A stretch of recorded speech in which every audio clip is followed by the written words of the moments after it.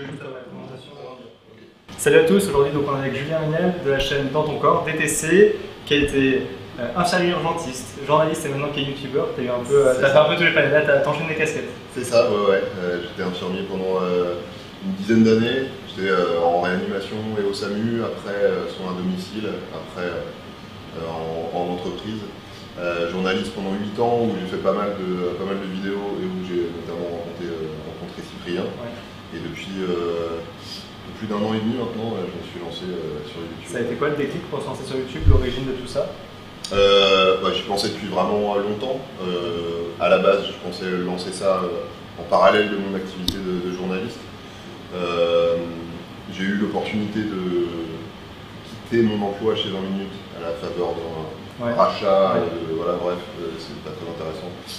Bref, j'ai eu une fenêtre de tir pour me lancer vraiment en solo à 100%.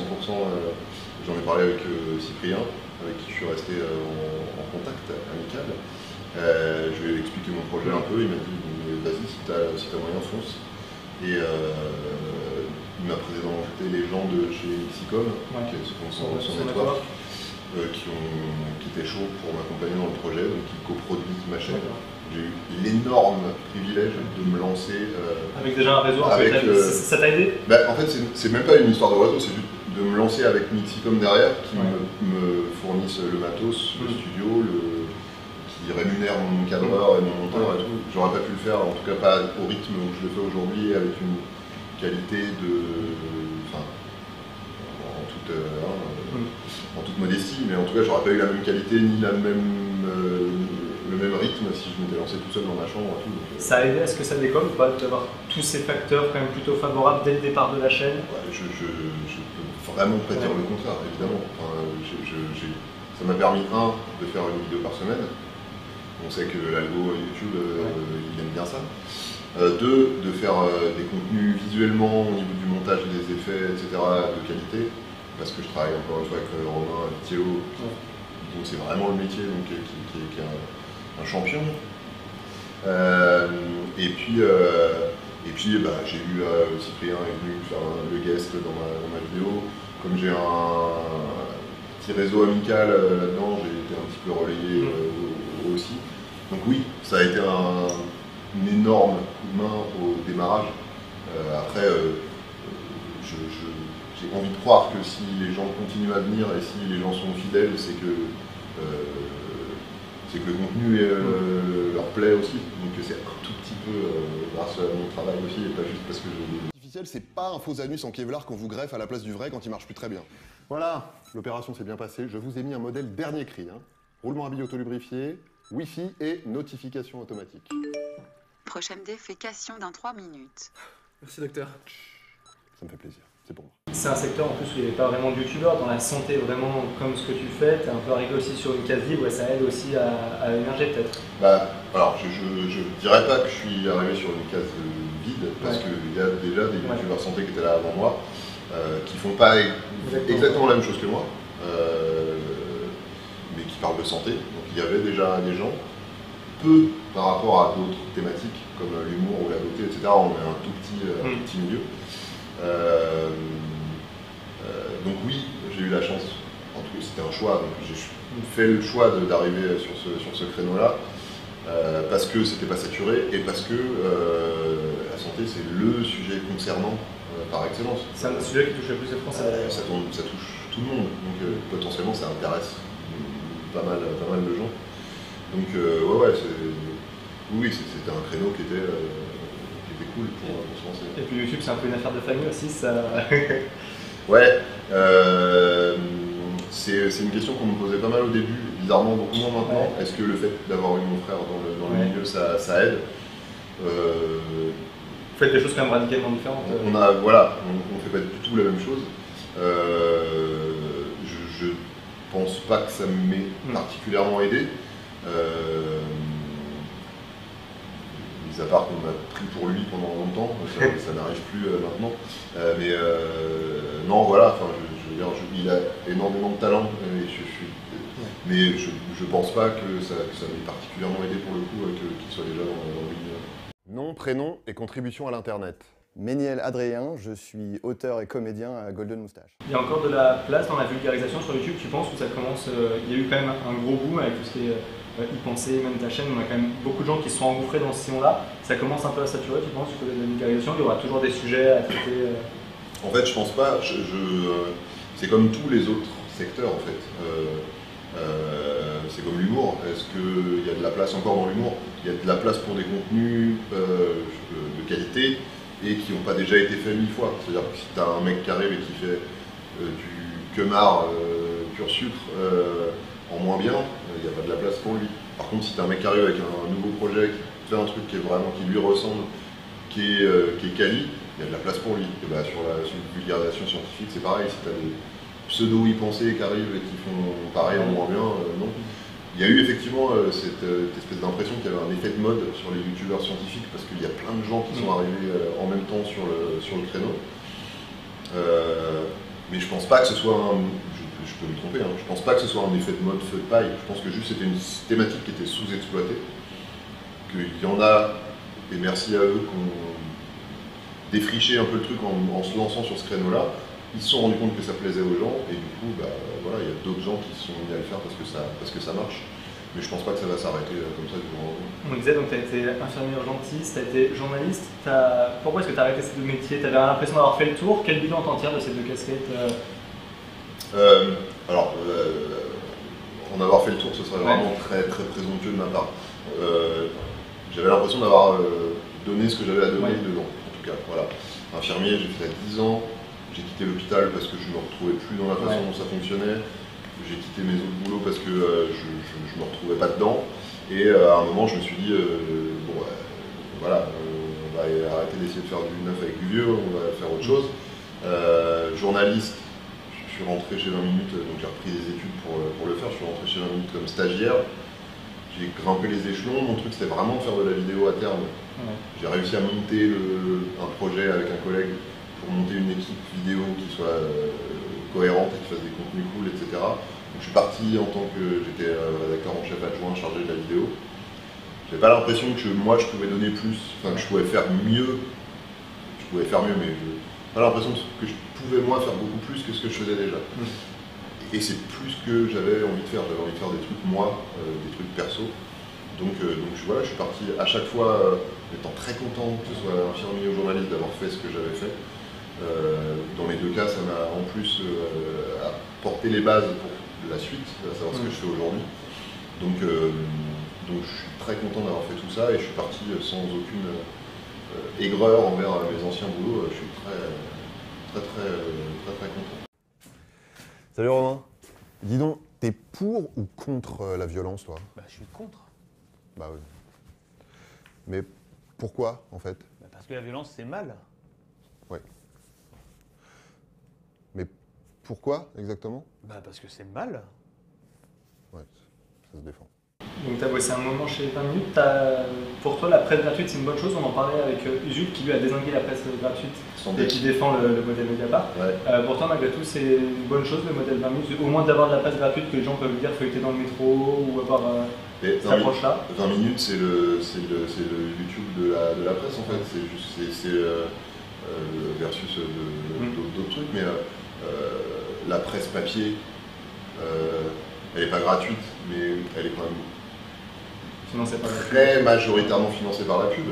La seule différence entre la presse payante et la presse gratuite, c'est que 20 minutes est financée à 100% par la pub, contre peut-être 75% pour l'IB, tu vois. Donc c'est ténu, quoi.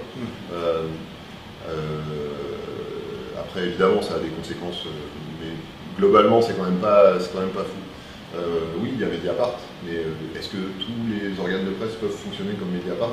Bah non, évidemment non. Mediapart, c'est un truc vraiment très particulier, c'est très bien. Oui, c'est sûrement le modèle le plus vertueux dans la presse, mais comme tous les autres ne peuvent pas fonctionner de la même façon, et ma foi qu'il y en ait qui soient payants, d'autres gratuits et tout, il manque tout le monde s'y retrouve. Et oui, tu as quand même ce côté, c'est pour ça que je disais que c'était un peu le YouTube de la presse, c'est que c'est gratuit, on te le met dans les mains. Parce qu'il y a ça aussi, c'est distribué, c'est colporté et tout, donc t'as des gens qui lisent le journal dans le métro qui n'iraient jamais l'acheter dans le journal. Donc, et notamment des jeunes. Dans ce sens-là, je trouve ça cool. Tu as été journaliste après avoir été infirmier. Du coup, tu étais plus sensible aux questions sur la santé, sur la médecine, la situation des hôpitaux, les déserts médicaux, les conditions de travail, les facs de médecine, c'est des choses qui te touchaient ou pas forcément? Alors, oui et non. C'est-à-dire que dans un premier temps, moi, je sortais de 10 ans de... Ouais, donc t'avais pas envie ans, de on m'a dit quand j'ai repris mes études de journalisme, là c'est cool, là, tu vas te lancer dans la santé et tout, et je fais, bah, les mecs, moi en fait, je fais une reconversion professionnelle, je dois refaire la même chose qu'avant. Et puis finalement, j'y suis, mais du coup, dans un premier temps, chez 20 minutes, je faisais pas... moi, spontanément, je proposais pas des sujets santé. Après, évidemment, quand il y avait des sujets santé, c'est forcément moi qu'on venait voir. Et je les faisais volontiers, mais ma vocation, c'était pas d'être journaliste santé en tout cas. Et justement, les déserts médicaux et les conditions de travail, c'est vraiment des choses qui sont difficiles, que tu as pu observer, enfin, tu as vraiment vécu Les déserts médicaux, non, parce que moi je suis parisien, donc autant dire qu'en termes de désertification, on est quand même assez relax pour quelques années. Les conditions de travail, oui, bien sûr. J'ai commencé à te dire avant, si j'ai quitté l'hôpital, c'est aussi parce que j'ai vu que on était quand même de moins en moins nombreux, qu'on avait de plus en plus de tâches à faire parce que même au niveau des autres personnels non médicaux, ça diminuait aussi.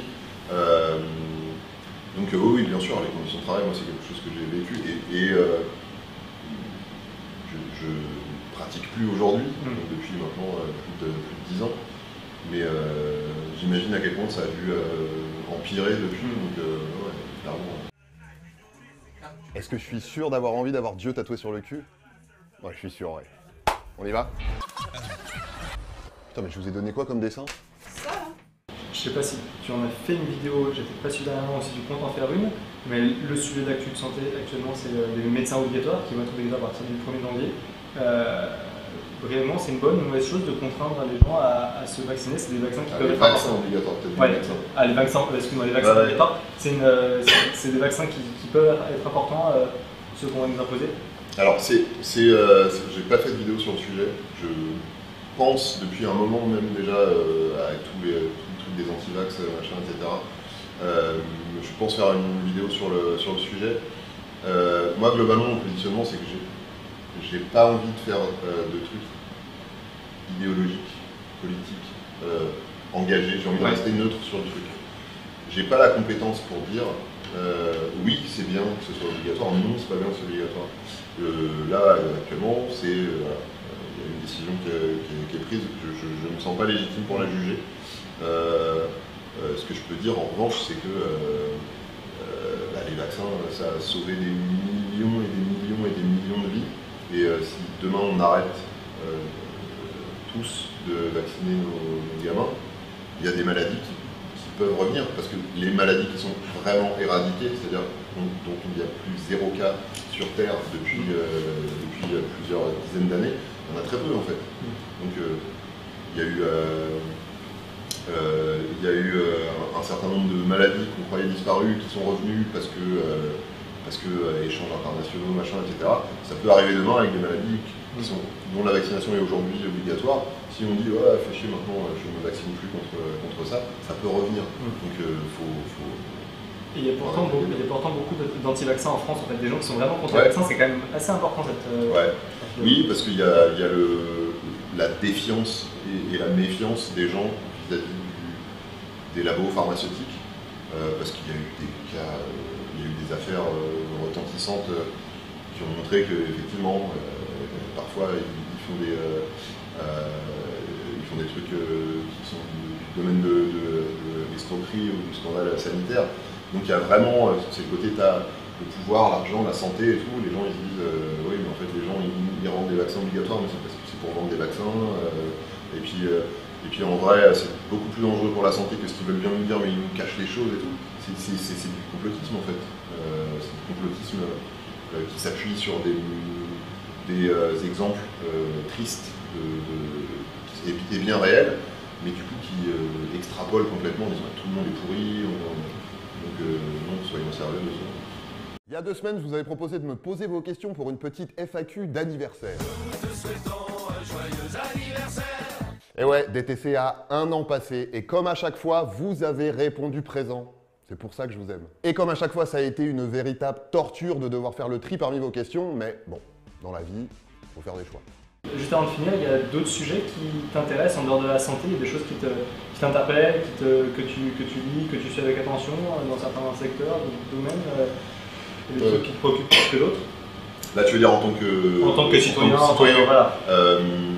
Je suis pas quelqu'un de politisé, mais la politique, ça m'intéresse. Je suis évidemment beaucoup moins ça de près que quand j'étais journaliste, parce que j'en bouffais toute la journée. Mais c'est quelque chose qui m'intéresse, évidemment. Après, dans un registre plus léger, tout ce qui est musique, ciné, ciné, je suis pas un dingue, mais ouais, musique, série, voilà. Après sur les gros sujets, je suis pas l'écho, ça me passe 12 000 km au-dessus de la tête.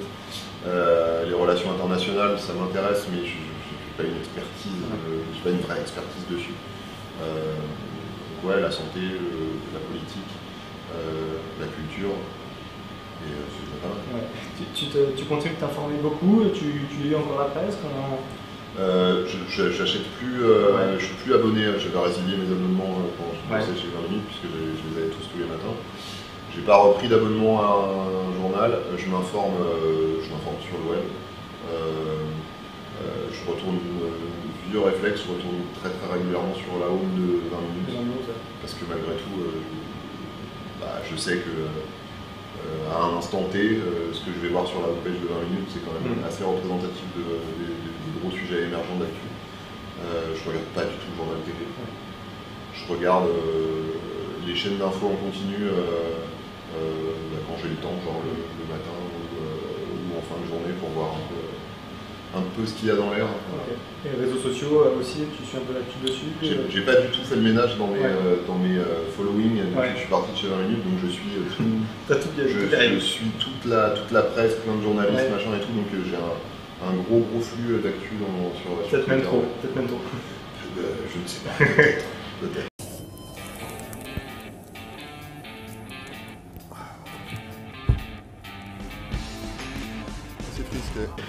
Justement, avant de conclure, comment ça se présente cette année 2017-2018, cette nouvelle saison? Ça va être quoi les projets qui peuvent arriver sur la chaîne, tes projets perso, comment ça va se passer? Les projets qui vont arriver sur la chaîne, globalement l'idée c'est de continuer à faire ce que j'ai fait sur c'est pas vraiment une saison 3, parce que j'ai fait quelques mois pour la saison 1, mais en tout cas je vais continuer à faire ce que j'ai fait cette année, à savoir progressivement incorporer des nouveaux formats. J'aime bien l'idée d'avoir une petite boîte à outils et de me dire tiens, sur tel sujet, comment je le traite avec un invité, sur tel sujet, je vais aller le tester sur le terrain, tel sujet c'est plus un Pascal. Donc je n'ai pas d'idée précise là tout de suite, mais j'ai envie de continuer à incorporer des nouveaux formats à la chaîne. Projet perso, j'ai vraiment très envie de faire de la fiction. Que ce soit juste comme comédien ou comme scénariste. Ça se fera peut-être sur DTC si je veux faire un truc autour de la santé. Ça se fera peut-être ailleurs, je ne sais pas encore. Il faut que j'ai le temps de m'y pencher. Et il se trouve que sortir une vidéo par semaine, c'est déjà très chronophage. Donc pour monter d'autres projets, c'est assez chaud. Donc je ferai ça au fil de l'eau, je me mets pas la pression avec ça. Quand ça viendra, je prendrai le temps de m'y consacrer. Voilà. Après, je vais avoir 2-3 trucs. On m'appelle de temps en temps pour faire des petits rôles dans des trucs, il va y en avoir qui vont sortir bientôt, mais dont je ne peux pas parler. Comme tu as eu l'impression d'avoir un peu fait le tour en tant qu'infirmier, en tant que journaliste, ça peut arriver aussi avec YouTube. À un moment, tu te dis j'ai fini d'apporter ma pierre à l'édifice et je tourne en rond. Ça peut arriver Oui, ça peut arriver, oui. Soit ça peut arriver ça, comme tu viens de le dire, genre j'ai donné tout ce que je pouvais donner. Soit c'est une lassitude, parce que pour le coup, c'est quand tu es tout seul, même si moi j'ai Romain, mais pour l'écriture en tout cas, quand tu es tout seul, tu peux t'essouffler au bout d'un moment, donc ça peut arriver. l'énorme chance quand même qu'il y a avec YouTube et qu'il n'y avait pas, ou beaucoup moins avec mes deux anciens métiers, c'est que c'est vachement plus facile de switcher dans une autre case. Quand tu es infirmier en réa, si tu as envie de changer de service, bon, c'est un peu compliqué, ça se fait, mais il faut qu'il y ait une place dispo dans le service dans lequel tu as envie de travailler. Quand tu es journaliste et que tu as envie de changer de thématique, c'est pareil, tu n'es pas le seul à décider. Là, demain, si je me dis la santé, j'en ai marre, la vulgage, j'en ai marre, j'ai envie de faire que de la fiction, bah, juste, ça ne tient qu'à moi. Je peux le faire très facilement. Ça ne veut pas dire que ça va marcher, mais en tout cas, je peux me lancer facilement. Donc, je suis plutôt serein par rapport à ça, grâce au fait que c'est quand même assez souple. Et tu as réussi à fixer une bonne communauté maintenant autour du concept DTC, de la chaîne qui te suit bien? C'est satisfait? Ouais, je suis content. En fait, mon nom, c'est assez particulier parce que c'est que des chiffres, donc ça paraît assez impersonnel pour parler d'une communauté. C'est ça qui est bizarre, et c'est pour ça que je suis très content d'être dans des événements, genre des conventions comme ici à Frames et tout, parce que ça me permet de mettre des visages sur des chiffres, et c'est pas cool. Donc, ma communauté, numériquement parlant, elle grandit régulièrement. Un truc qui est cool, c'est que tu peux parfois avoir un grand nombre d'abonnés, même si moi ça reste raisonnable, moi je suis à moins de 400 000, donc on va pas s'enflammer non plus, mais tu peux avoir beaucoup d'abonnés, mais que tes vidéos fassent de moins en moins de vues, parce que tes abonnés ne vont pas forcément voir. Moi mes vidéos, le nombre de vues continue aussi à augmenter progressivement en même temps que mon nombre d'abonnés, donc ça veut dire que les gens sont plutôt fidèles, que les anciens restent et que les nouveaux regardent aussi, donc je suis plutôt content. Donc peut-être que le cap des 500 000, ça se trouve... Eh ben écoute, je sais pas, peut-être avant fin 2017, je sais pas. Enfin, tu penses fin d'année, ça pourrait ça? C'est chaud, mais ouais. Ok, super. Merci à toi, Julien, d'être venu pour cette interview. Vous retrouvez la chaîne DTC. Je te laisse le mot de la fin. Comment tu termines d'habitude? Eh ben, mettez-vous bien et surtout portez-vous bien. À plus tard. DTC, c'est fini pour aujourd'hui. On se retrouve très vite pour une nouvelle vidéo. D'ici là, prenez soin de votre cerveau et de celui des autres. Mettez-vous bien et surtout, portez-vous bien.